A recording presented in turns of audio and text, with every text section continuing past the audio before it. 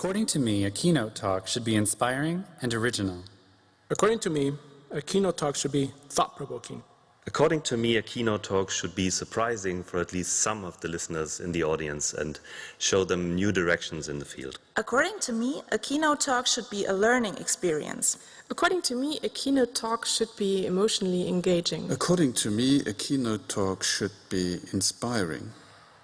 I would be positively surprised by a talk that helps me learn something that I can apply right away. I would be positively surprised by a talk that looks at obvious things from new unexpected angles. I would be positively surprised by a talk that invites the audience to do something crazy. I would be positively surprised by a talk that would have an online version with all links and tips. Surprised by a talk that achieves that balance of inspirational, actionable, and realistic. Positively surprised by a talk that is honest, I guess. I would feel bored from attending a talk that covers everything that I already heard of. I would feel bored from attending a talk that essentially just recaps what everybody in the audience already knows. I would feel bored from attending a talk that is poorly prepared. I would feel bored from attending a talk that is not passionate. Bored from attending a talk that just repeats what everyone knows. I would feel bored from attending a talk that wasn't interactive. I would feel bored from attending a talk that was too academic. The most original format for a talk I could think of would be a mix between Q&A and talking at the same time. The original format for a talk I could think of would be a play or music. The original format for a talk I could think of would be a dinner with a speaker. The most original format for a talk I could think of would be that everyone participates. The most memorable talk I ever attended was based on scientific research, but very accessible. The most memorable talk I ever attended was brutally honest and daring. The most memorable talk I ever attended, I honestly can't remember a single one. Good morning, everyone. I'm really glad to be here. It's been an honor to be invited to the conference. What you've just heard are actually sentences that were completed by participants in an online survey to understand what they expect from a keynote talk. The method is called sentence completion. Originally, it has been used in psychology, and we will see now how this has become a powerful and cost-effective way to explore users' needs. When talking about UX methods, I like to refer to that quote, which stresses the importance of the tools we use to reach our objectives. Give me 6 hours to chop down a tree, and I will spend the first 4 sharpening the axe. During the past years, scientists in our field started developing new methods and tools to deal with the complexity of human experiences. The problem is that there is almost no connection between industry and academia, and practitioners usually do not benefit from the methods that we are developing. Today, I therefore want to act as an ambassador and to showcase several methods that will probably be helpful in your daily job, or actually I hope so.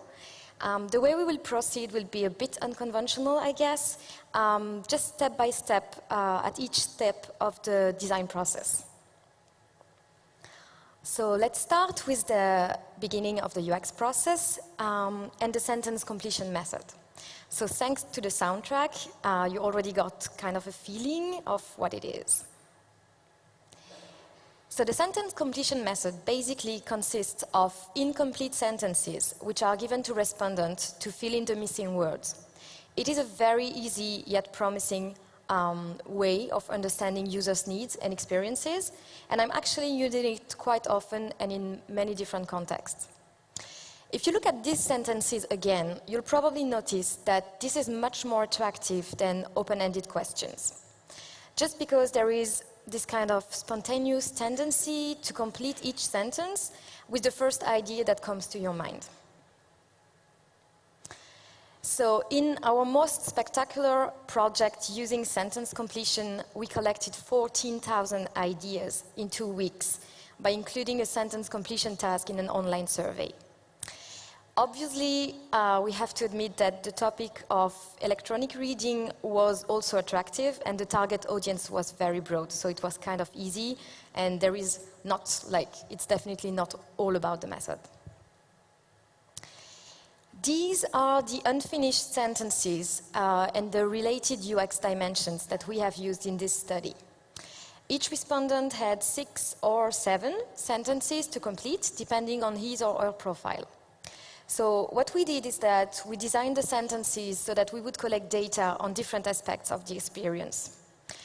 The good thing is that there is a lot of freedom for the respondent, but still you can actually really trigger the specific dimension that you want to study by using different sentence stems. So this is how we call the beginning of the sentences. For instance, you would understand users' frustration or the issue that they are facing through the sentences like the problem with ebook is, or what frustrates me with an ebook is, those kind of things. You can also collect data on their expectations, on their needs, on their emotions, and even on their dreams. So if you look at the last sentence, for instance, I dream of an ebook that, on that one we got some crazy fun ideas, but we also got some people, so I have to warn you, we also got some answer saying, yeah, hey guy, I don't dream of ebooks. But if you do, then yeah, okay. So including these kind of strong sentences might give you some results that are a bit out of the box, but at the same time you're gonna get like a slightly lower response rate, but that's okay. So we do not have the time to go through all the results because you will see that there are several other methods that I want to present today. But here is an interesting observation that we made. As you can see on the left, we also included in the survey a 7-point Likert scale about the overall e-reading experience. And so our respondents mainly assessed the overall experience as positive. So you have like around 80% of people with a score of from 5 to 7. The interesting thing here is that the same kind of dimension triggered through a sentence stem, like the e-reading experience, the reading experience on an e-book is, only leads to a percentage of positive answers of around 64. So the difference is already kind of significant, but what is more interesting is the richness of the data that you collect, with, for instance, 15 main categories of issues that we were able to identify through the sentence, the problem with ebooks is. A common complaint, for instance, about ebook was that one cannot physically track one's progress in the book. So, and this was perceived as both disturbing from a usability point of view, but also less motivating, because actually if you have the feeling that there are only a few pages left, then you will be motivated to keep reading until the end of the chapter, which doesn't happen with the ebook.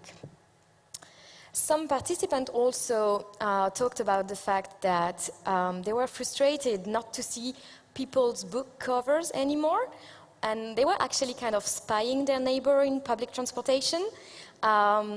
Some told us that it was like a seduction strategy, some others said it was like related to their identity, and some others just said that it gave them some ideas for their own reading list. So these are actionable insights, and we can also prioritize them because in that study we had more than 1,800 respondents, so it was really like kind of significant to count the number of occurrences for each problem in order to have kind of an idea whether that was a very important problem or not.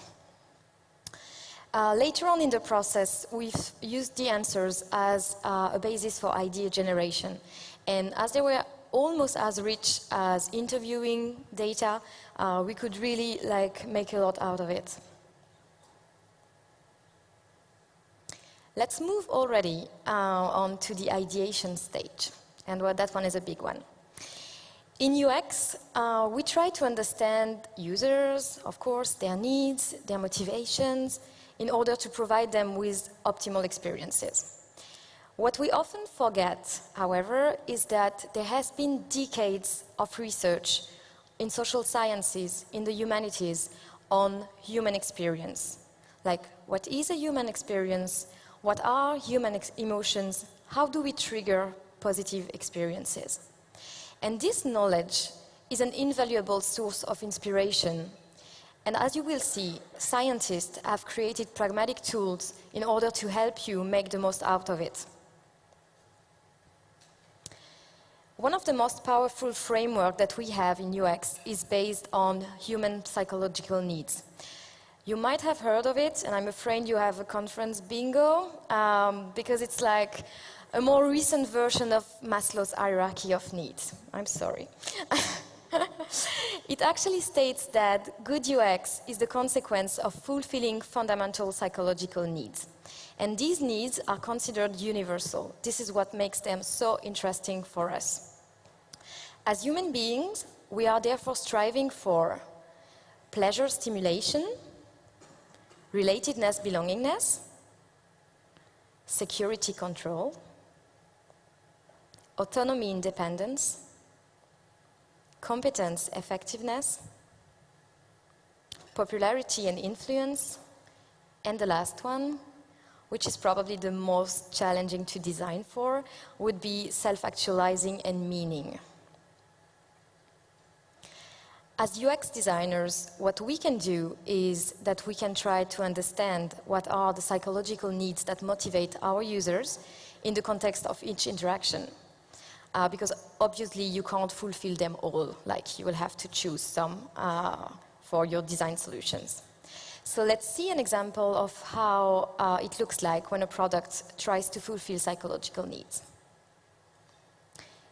This is a table lamp, and I can tell you it is designed for a very specific experience.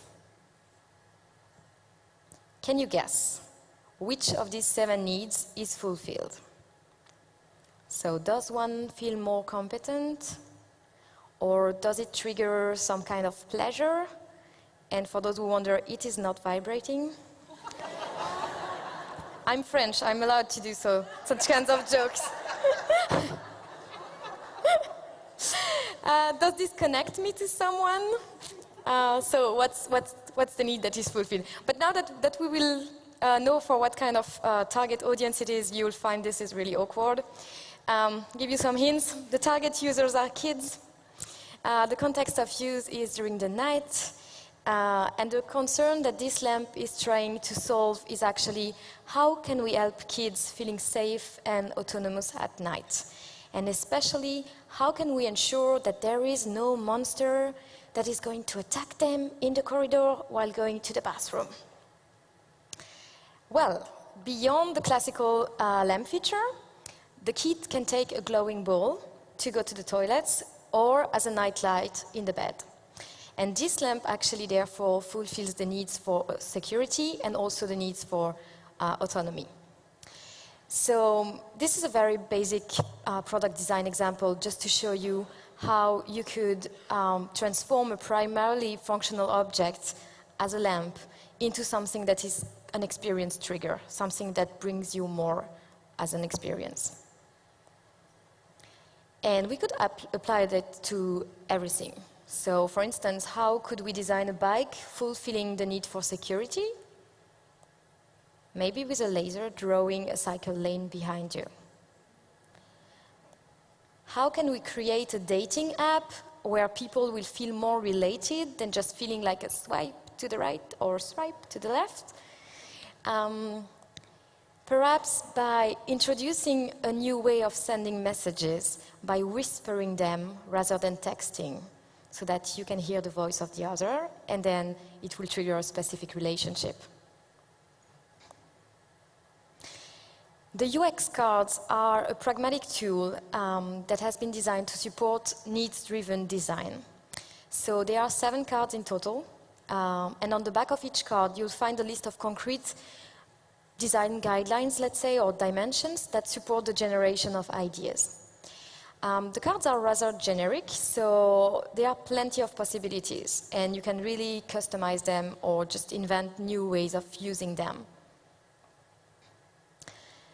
Since they are released in 2014, the cards have been used extensively as support for ideation, of course, but also to uncover what are the fundamental needs that motivate our users through the interaction with a product. Because obviously, you're not the one choosing what are the needs that they want to fulfill. You have to explore that during the user research phase, right? So, during the preparation of this talk, I've asked participants to rank the 3 needs that they are actually striving to fulfill when attending a conference. So here are the results. Pleasure and stimulation comes first. It is about like having fun, discovering new things, getting new sources of enjoyment and so on. Second, we have competence and effectiveness. Of course, you're all here to learn something, or you should.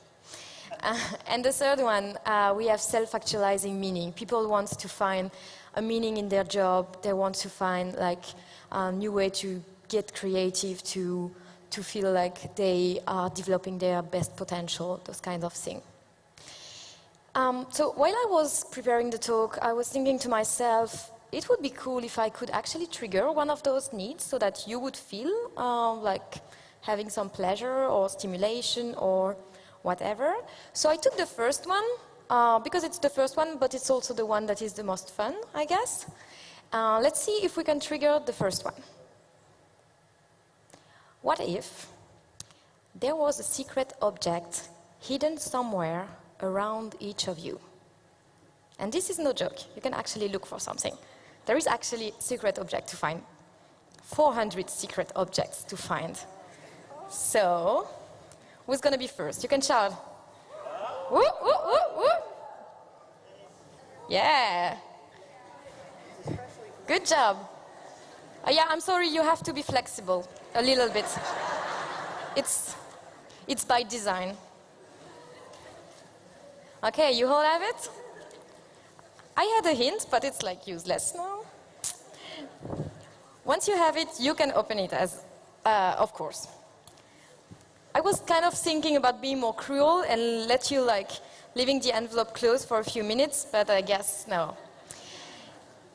So, is that open?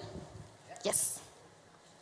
So this is a booklet that I have created in order to have a way of interacting with you. Because it's always a bit like a pity, like it's a bit disappointing to be on stage and not having many exchanges with you guys, because it's actually always a win-win situation. I'm learning a lot from the exchanges that I have with people. So better than nothing, you have in the booklet some activities that we will do along the talk. And you also have all the resources, like all the things I'm going to talk about, you have at the end of the booklet. And believe it or not, these are only free tools and methods. And the reason for that is academics don't care about money, or they are bad at doing business. There is something going on. Anyway, so everything that you'll find in the booklet, you can download for free. So I'm not sure now how you feel at the moment. Perhaps you feel curious, perhaps you are surprised, or perhaps you're disappointed because you thought there's going to be a winning ticket in the envelope. But this is like all meant to trigger some kind of emotional reaction, because our next topic will be emotional design. There are many cases where we want to design for specific emotions. Most of the time, obviously, positive emotions, right? But to do so, we need to understand what emotions are, how they arise, and also we need to be able to distinguish between different emotional states. This is what we call emotional granularity. Emotional granularity is the ability to characterize one's emotional state with specificity using discrete emotion labels rather than referring to global feeling states.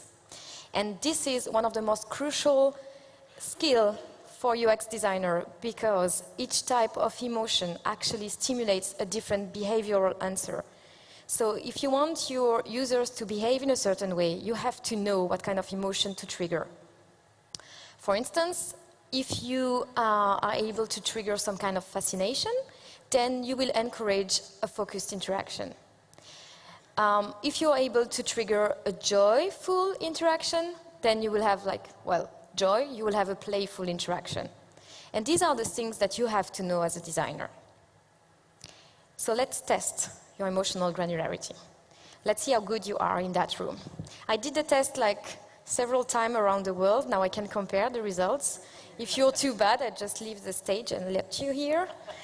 On page 3 in your booklet, you'll find this template here, and you can write things down directly in the booklet.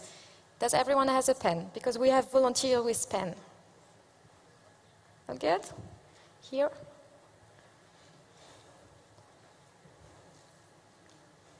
You should not start. Don't cheat.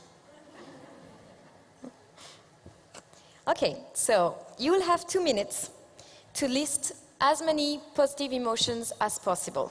Okay? Ready? Go. Only the positive ones.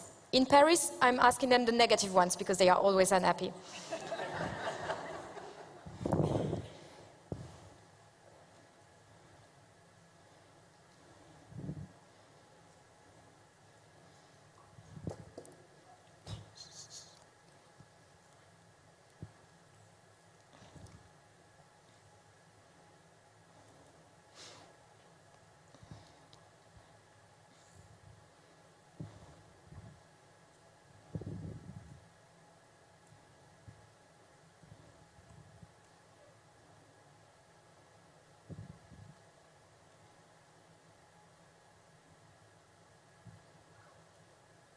One more minute. I don't want to put pressure on you. It's just...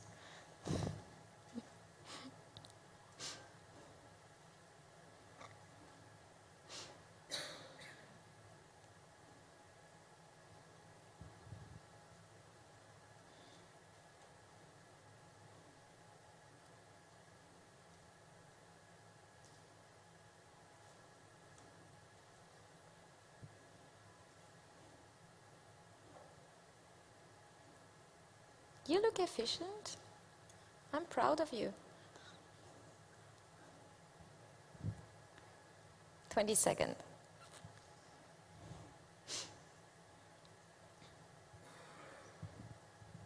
This is something you can bring to the job board to show your skills.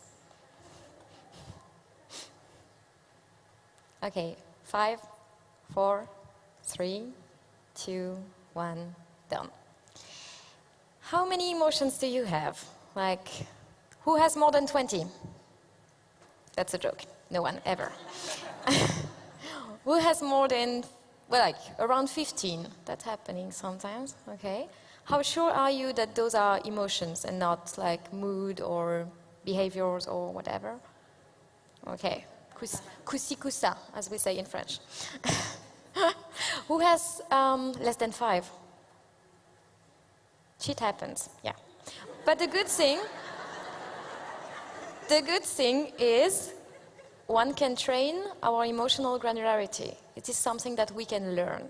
So there are some tools, and I'm going to show you some now, that can support you. So it's not desperate at all. And it's really good to be honest, by the way, because I'm sure there are some that were not. In the scientific literature on emotions, one can find taxonomies including hundreds of emotional states. But this is obviously not usable in practice. This is way too much for us. That's the reason why the professor Peter Desmet from the Technische University in Delft in the Netherlands, he came up with a typology of 25 positive emotions to be used in UX designs. And he represented them under the form of 25 nice little cards that you can use, including with end users, because they are very understandable and clear.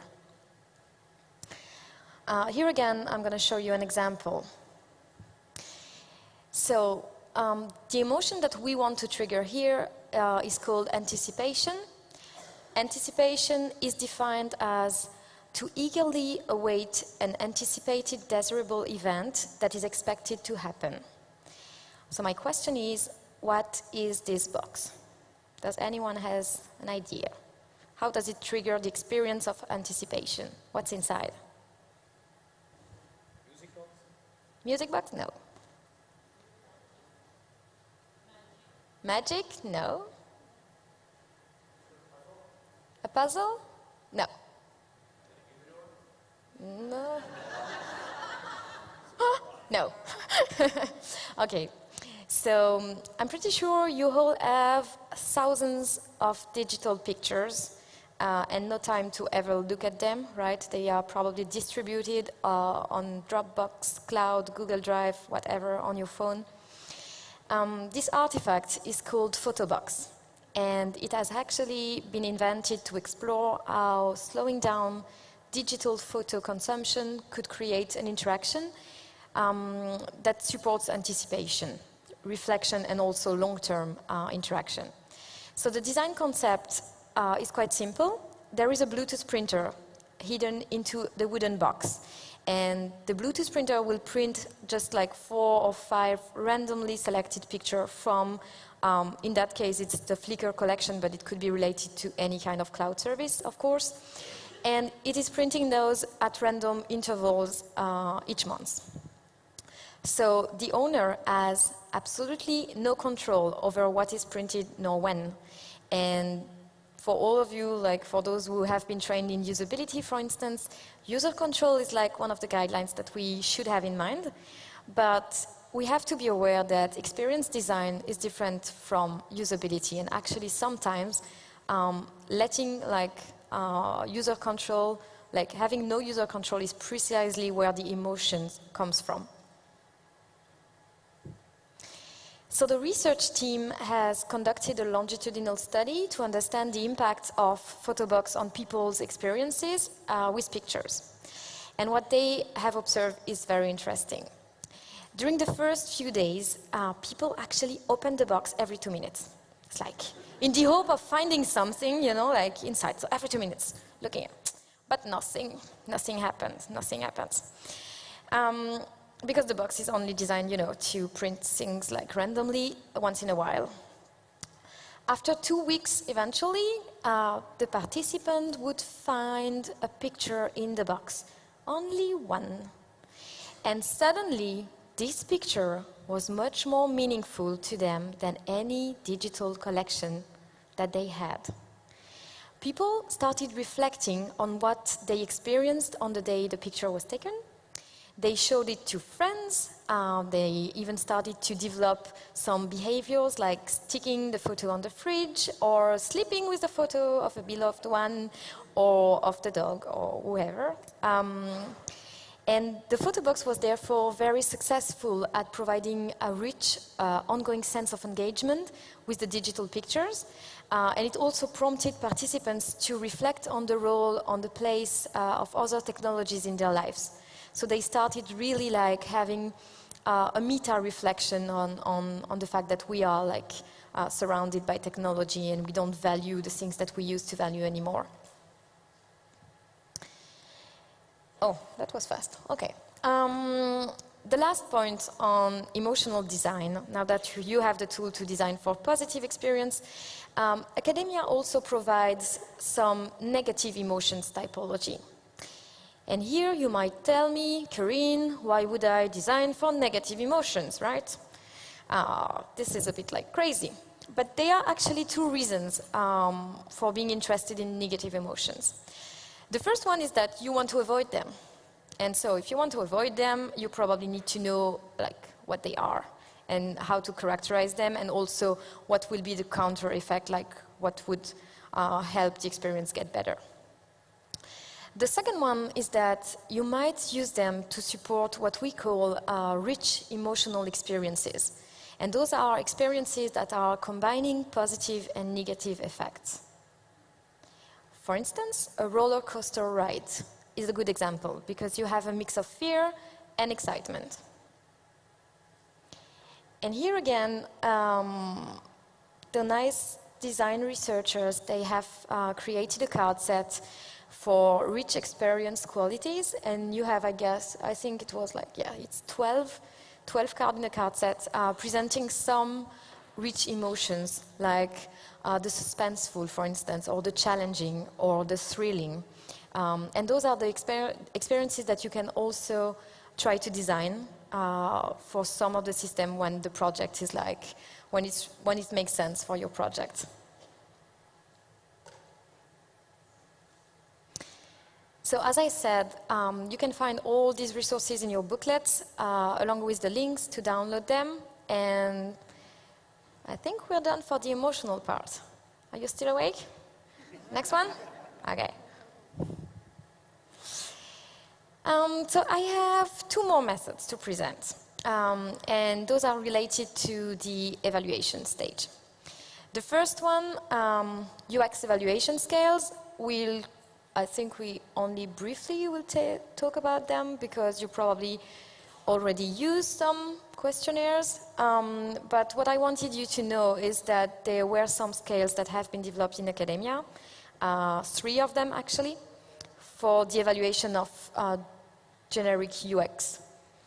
So the first one has been developed in 2003. It's quite old already. It's the attractive scale. The second one, which is based exactly on the same format and the same model, is the user experience questionnaire. The difference between both is that in the retrospective scale, you will have 2/3 of the items that are related to hedonic dimensions, whereas in the user experience questionnaire, they wanted to have a more balanced questionnaire with like half of the dimension related to pragmatic evaluation and half of the dimensions related to hedonic dimensions.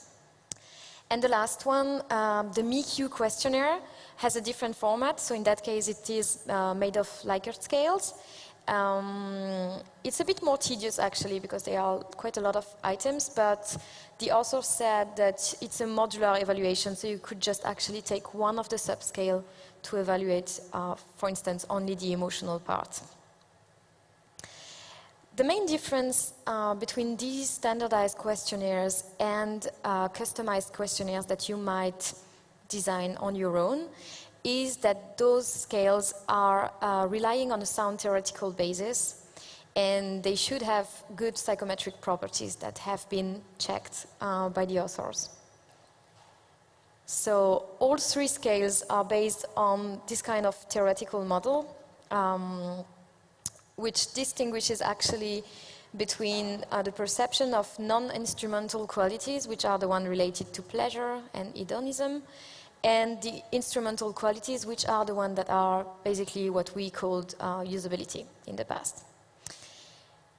As I said, so MeQ and attractive only have scales like for non-instrumental and instrumental, whereas MeQ also includes like the emotional part.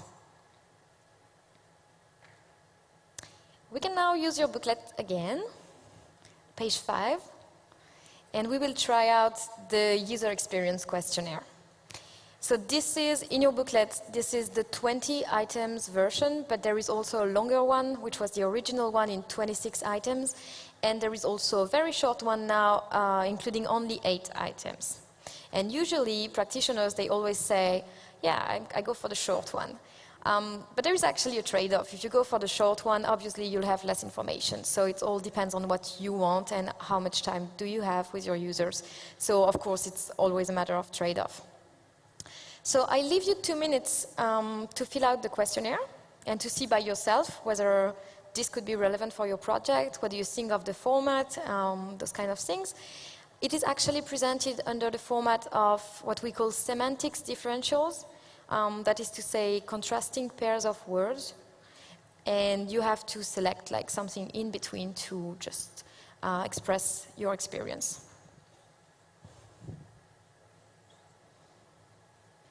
You can be honest, I'm not checking.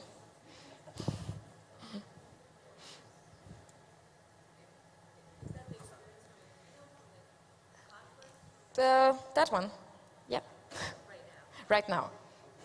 The momentary experience right now. Yeah, I wouldn't dare asking you to evaluate my fellows because it's just everything on me.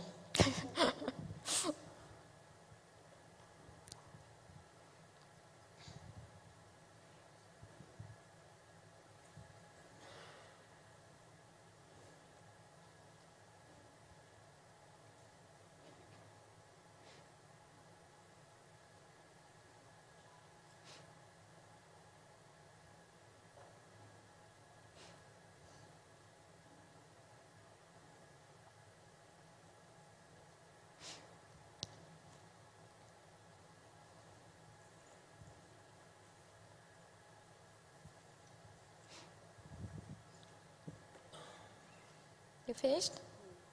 Almost? It's actually quite quick. Usually it takes like 3 minutes maximum.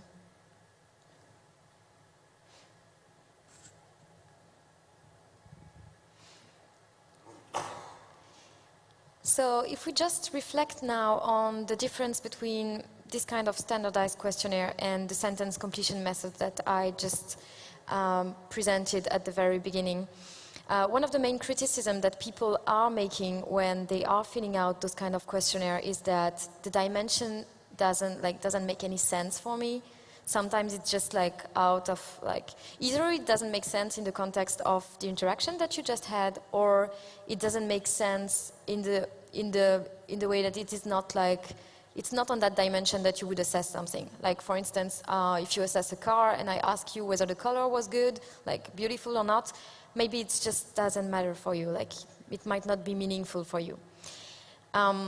And this is one of the main criticisms that we can address to those, because those are standardized, and standardization is actually sometimes like a bit too far away from what we would or should collect when we talk about experiences, because experiences are very intimate and personal.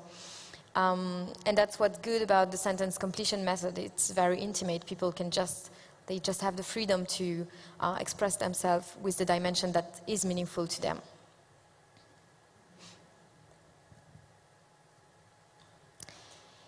So the last part and the last method that I will present today is called Retrospective UX Evaluation. And it is mainly about the fact that we should evaluate the dynamics of an experience. And momentary evaluations like the one you just did with the questionnaires are they fall short, because in the end you truly need something that is more dynamic to understand what's going on. Maybe people got frustrated on the first use, but then they are just getting to be addicted, and it all depends on several things happening across time. So this is also something that is important, because now our objective is really to maintain a relationship.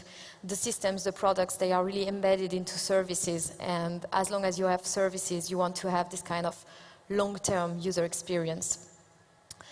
To do that, we could actually use longitudinal methods like diary studies, but this is very time-consuming, so there are very few people usually conducting diary studies. And that's the reason why this method has been invented. It is to cope with the fact that we want to evaluate long-term user experience, but we do not want to have a very costly method that requires a lot of resource. So the principle behind these methods is that you would ask users to, so those are users that have been interacting with the system for many weeks or many months or even many years, and you will ask them to retrospectively think about their user experience and to draw a curve of their experience from day one up to now. So the approach could be summarized that way. So you see in the first approach, the cross-sectional, you would have two different users. The first one is a beginner, the second one is an experienced user, and you would compare the experience of both. In the second one, you would do repeated measure on the same user, which is very close to diary studies, where you will have several repeated measure. And the last one, and you'll see that it looks very lightweight as a method. You just actually intervene at the moment where the person has already interacted with the system for a long time. Retrospective methods are actually based on a solid theoretical background. On the one hand, you have the constructive approach. So it assumes that reconstruction of any events in your memory happens in a forward temporal order. So this means that if I ask you to recall your experiences during your last holidays, most of you will probably start in the beginning and you will process in a chronological order. It will be very hard at the beginning to remember anything, but then as soon as you recall some of the episodes, that will serve as a cue to recall further episodes. So you will recall something and say, ah, yes, we went to that restaurant, and then, oh yes, this is, you know, this is making me think of something else, and then so on and so on. In that sense, emotional experience is neither stored nor retrieved. It is just reconstructed on the basis of the recalled cues that you have in your mind.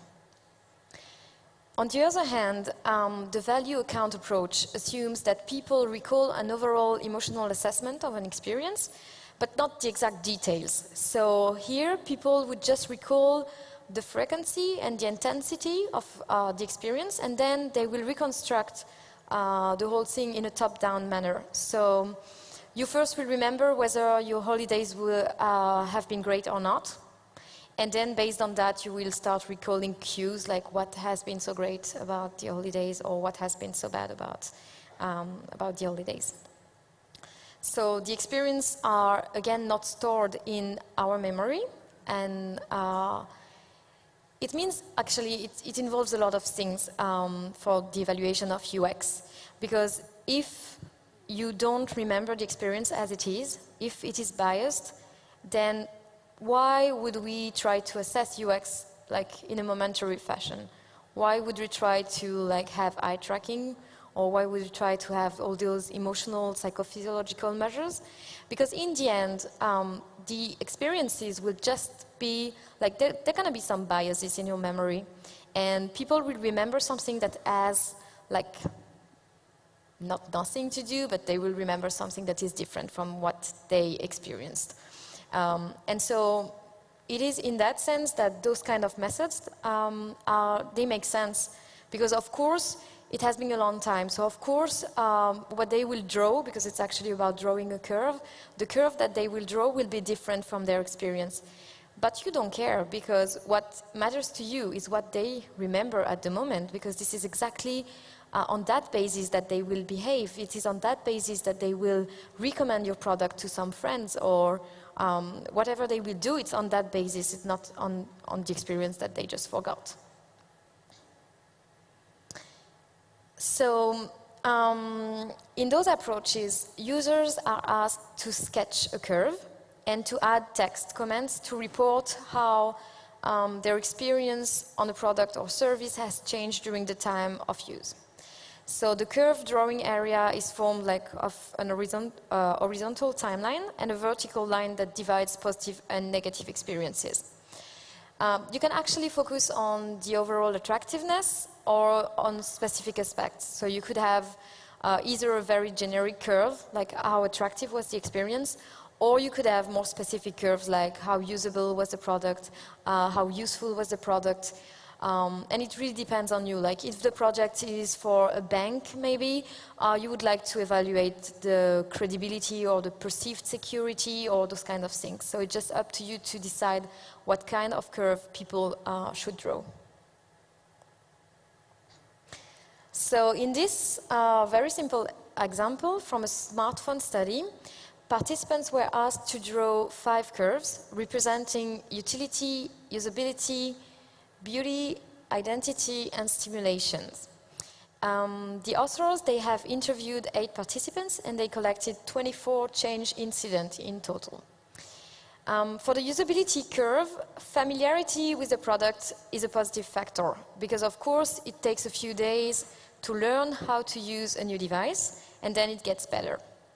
But regarding the dimension stimulation, on the contrary, familiarity is a negative factor, because as the novelty and the wow effect of the product are fading away rather quickly, then the curve will just, the experience will just decrease. Comparison is always a negative factor here, because it leads to the devaluation of the product. So for instance, you have that girl saying, my boyfriend got a new one you can open with a click, and it is more round than mine, so I'd like this one more. So on the day our boyfriend got the new phone, then the curve decreased, and this is one of the change incidents that impacted our experience. During a previous workshop I was running in Paris, one of the participants drew the UX curve of something he has been using daily for the past 2 years, his 2-year-old son. And as he told me while drawing the curve, like very honestly, he found that the dimension of beauty has increased because he was starting looking like his dad. So, and it was the same for stimulation and utility, which was, by the way, assessed as rather low at the very beginning. He told me, when he was born, his son would just only cry, eat, and pee. So utility was like 0 almost. No, 3. Okay, it was. And as the baby boy started walking, the usability decreased dramatically. And from a design point of view, I think the situation seems a bit desperate. Maybe we should, I don't know, provide a user manual or something that he gets used to it. I think now his son is like 4, and we should check whether, like, how are the dimensions, if beauty is still like on top. So let's give it a try in your booklet again. On page 6, you'll have this UX curve template. And this is actually not that easy to fill out, just because it takes a bit of time to remember what kind of episodes have been positive or not. So in that case, we will use the UX curve for a very short time frame, because it's going to be, again, the curve of the conference, like this talk, which is something you can do. You can actually use UX curve for like a usability test, for instance, that could be done, or for short period of usage, even though it has been like designed for long-term experience, but it's something you could do. So let's start with your current feelings on the right. So try to assess now how good is your experience right now on a scale from 1, very negative, to 10, very positive. So you will add your first reference point here. And as I said, you can be honest, I'm just staying on stage. I'm not. Ethics doesn't allow me to look at your booklets. So, so you have your first reference point.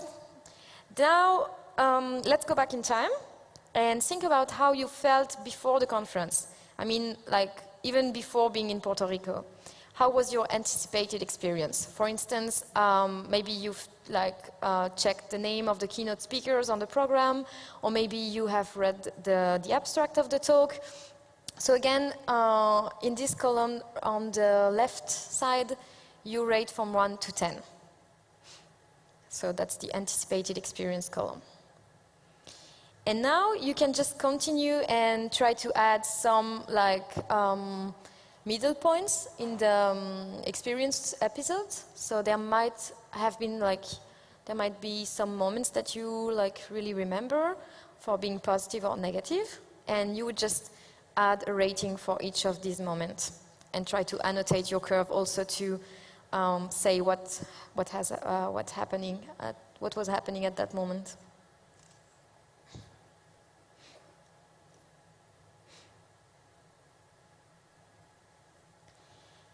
So usually the second page that you have is usually for annotating the curve. So you would be in an interview situation, face-to-face with the person, and you would ask that person to report experience episodes. And for each episode, you will just number that episode, and you will try to add some remarks under the curve so that you will understand what has been going on, why suddenly the experience has become very good or very bad. And usually, if you conducting such kind of interviews, let people take their time, because if you put too much pressure on them, then they will not remember anything, and then you will miss a lot of information. There are actually also some online tools now where people can report on their experience on their own. I've never tested them in order to see whether it's understandable for people, but I guess it is. The only thing that I know is that whenever people are on their own, then they are making a bit less effort. So because it's a bit tedious to just draw a very precise detailed curve. So you might prefer to be in a 1-1 situation.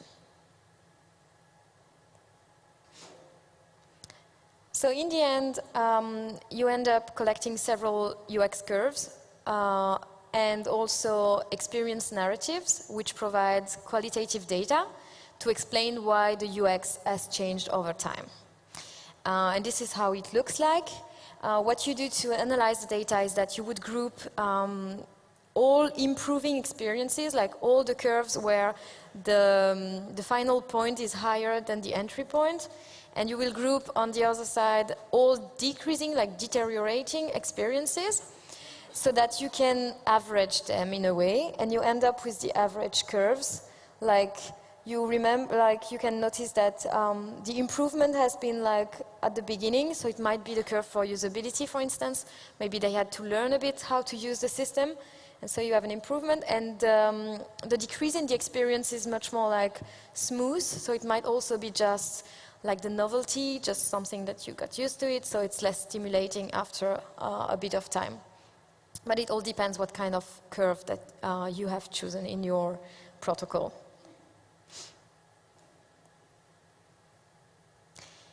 So as I said, if we look at the validity of those kind of methods, where users are asked to remember past experiences, maybe on the last few months or years, obviously what they will tell you is biased by their memory, which means that the method is not valid in per se, because validity actually reflects the fact that you are measuring what truly happened, like the real experience. And this is not what you are measuring here. You are measuring the memory of an experience. But as I said, the memory of an experience is what matters to you, because this is what will influence people to make further choices. So in that sense, the UX curves might be also very informative and cost-effective at the same time. And again, if you're interested, so you have all the links in your booklets.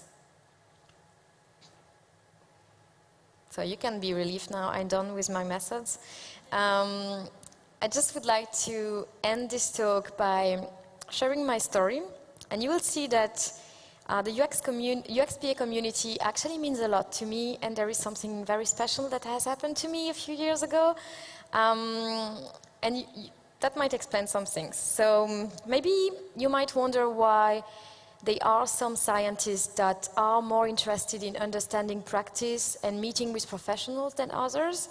There are scientists that stay in their lab and just don't care about disseminating their results. And this is also because we do not have real incentives to do so. So it's always better to publish a journal article than to publish or to speak at such conference. But to understand why I am trying so hard to build bridges between industry and academia, let's go back to December 2010. This was the General Assembly of the UXPA local chapter in Luxembourg. And it was, at the time, a very small chapter. There was less than 30 members. On that specific day, they were electing their new council. And I was working in that research center for 10 days as a PhD student, and I was just a guest in that meeting because actually if this was it. I registered as a member because I could have the conference that was happening on the previous day for free. So that's the only reason why I registered at that time. So I was just sitting there and as a guest. And they started the voting process. The president just said that they had no volunteer for the secretary position. And he asked whether someone in the audience would be willing to take this role over. And there was kind of an awkward silence, you know, the kind of silence where no one wants to volunteer. And I wasn't so sure about what I was getting into, but I just bravely raised my hand. To make the story short, this has been one of the most powerful decisions in my life. The following year, I became the vice president of the association, and we started to grow. And I was so passionate about it, was day, night, weekends. The following year, I co-founded what is now the main French-speaking UX conference in the world. And I actually organized during 5 or 6 years more than 70 conferences in Europe on UX design, and I met awesome people at each of those events. Being in such close contact with practitioners shaped my commitment as a scientist. And it shaped the way I was envisioning the relationship between industry and academia. So this is the main reason why I later published a handbook on UX methods, because I just wanted to support practitioners. And it is thanks to this handbook, I guess, that I am here today as a keynote speaker. So, what I want you to remember is, if a US-based association, namely UXPA, has the power to transform the path of a person like me in a tiny country like across the ocean, and if that person then devotes her time and her life to help spread academic knowledge in Luxembourg, in France, in Europe, and here on stage in Puerto Rico today, then I am hopeful that we can all make a difference. No matter who you are, get involved, start building connections. Even the smallest actions may have a great impact, because eventually everything connects. Thank you for your attention.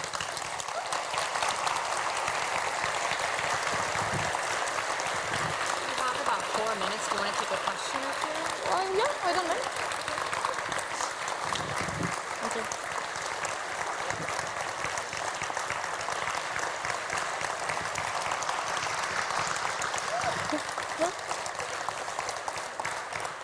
Yeah. Okay, so we have time for questions, apparently. Yes. But I'm very chatty. You can also find me at any breaks. I'm like... That's really great. I really enjoyed it.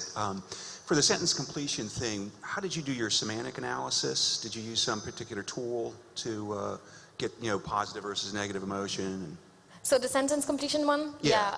We actually were using the first time on a small project, we were doing it by hand, like we were just highlighting the sentences and doing it by hand. But as we had those 14,000 ideas, I just started to freak out. And we actually used NVivo. Like it is a semantic tool for research scientists mainly. And it helps. Well, it is still like not doing everything automatically, so it's still a lot of work. But I guess for the majority of your project, you probably won't have 14,000 ideas, so it would be more manageable. But in the case you have like a lot of data, there are some softwares that might be used, yes.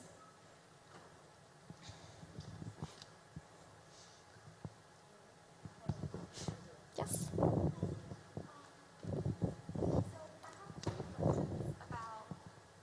Sorry.